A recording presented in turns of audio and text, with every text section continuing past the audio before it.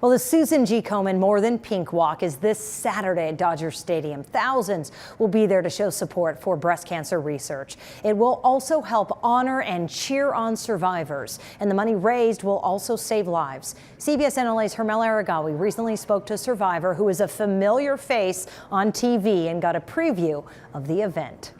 I'm joined by breast cancer survivor Samantha Harris, who's here to talk about her experience and give us a preview of being involved in this event. You yourself are a survivor, and you're also an advocate. So from your perspective, what is this event about? Well, first of all, as a national ambassador for Susan G. Komen, but being locally involved here with Komen LA for many, many years prior to even becoming an ambassador, the organization of Susan G. Komen and the work they do means so much to me. Not just for walks like More Than Pink, which happen this Saturday and are going to be just so moving to see all of us come together as survivors, as the caregivers, the family members, those who've lost people and are walking in their memory to honor them.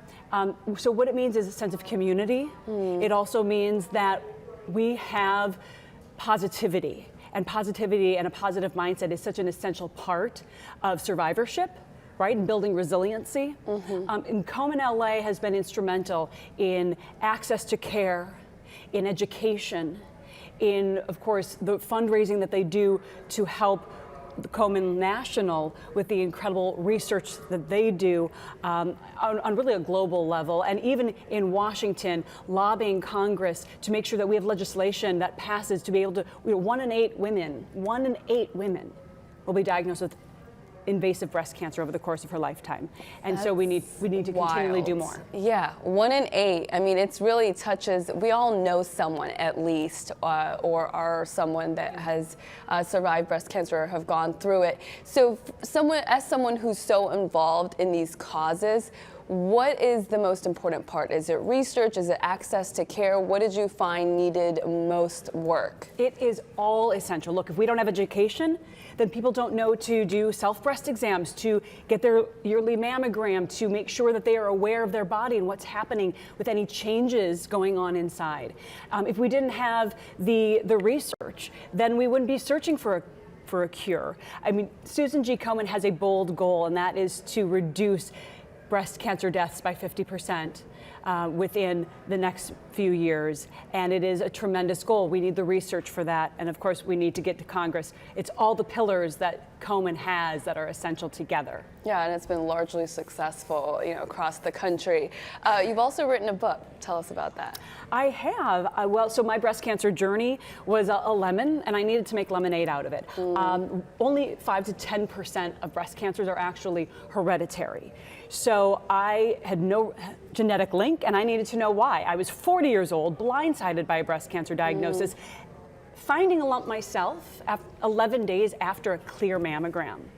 Wow. And so that's why being your own best advocate, being aware of your body and any changes that are happening are really essential. But I also wanted to know, why are so many women being diagnosed? And the research, I'm a journalist by trade, like you, so it's all about digging into that research. And I determined what it is what you put in, on and around your body that truly impacts your overall well-being, for better or worse.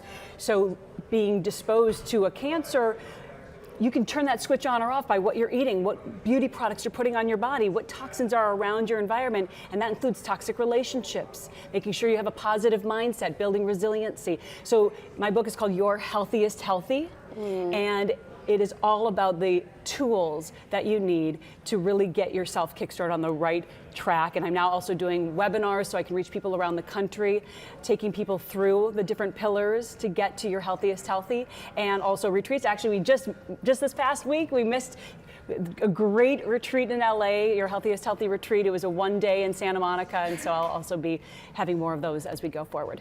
So it sounds like that experience and all the research that you've done through it changed your idea of what being healthy is about. It's so right on the mark. I thought I was healthy. I was eating a low-fat diet, and that meant a lot of sandwich cookies that said non-fat. Guess what? They were loaded with a lot of other stuff.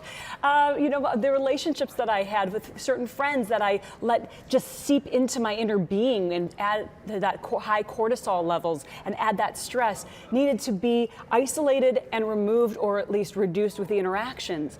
And that goes for being in the makeup chair. Look, you're in the makeup chair every day. I was in the makeup chair and am every single day, being shellacked with gosh knows what, and what the actual ingredients are to empower ourselves as consumers, to not just take what is slapped on the marketing, the marketing hype slapped on the front of the bottle that says paraben free doesn't necessarily mean it's healthy. Just because it says it's organic, it doesn't necessarily mean it's healthy. Really knowing and empowering yourself. It's so much work, right, to stay informed. Sometimes it seems so overwhelming. But and that's the thing, and to not be overwhelmed, because it's about small, manageable steps, right? We have to just learn little bits and add that into our day-to-day. Once it becomes a new formed habit, you kind of level up, right? And so that's what your Healthiest Healthy, the book, does, is it gives you different tools to be able to sort of level up. And the work that I've been doing for so long with Susan G. Komen has been wonderful, because what I've learned from them is that it is about continuing to going after it, right? Not giving up, and that's what Komen does. They don't give up. I love it. I love your energy. Before we go, I want you to tell us a little bit more about the walk on Saturday. What do people need to know? How can they get involved? Absolutely. I think a lot of people get overwhelmed going, oh no, I can't do a walk. I'm gonna have to walk forever. No. This is the best. This is the More Than Pink Walk for Susan G. Komen. It is only 2.5 miles. Anyone can do it. All right. We're going to walk at a nice leisurely pace. If you want to run it, go for it. But really, it's about a nice chill. I'm bringing my daughter, who's 12. My other daughter, unfortunately, isn't available, but it's really for any age, from 0 in the stroller to 99 in a wheelchair. Everyone in between can be there, but it's going to raise money that's going to stay right here for Komen LA, right here in LA, to help advocate for people who are here, educate for Los Angelinos, make sure there's access to care for Los Angelinos, being able to have transportation to a cancer treatment or an appointment, and not having someone to drive you shouldn't be a barrier. And so Komen LA helps to lift all those.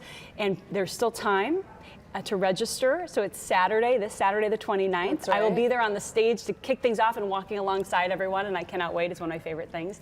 So you can register at KomenLAcounty.org. And the walk starts at 9 a.m. So you can show up anytime after 7 a.m. and we'll be there. I love it. You make it sound easy, and it sounds like it is actually easy. And if you guys need more information, we do have it on our website, cbsla.com. Samantha, thank you so much. Thank you. I appreciate it. A pleasure. Thank you.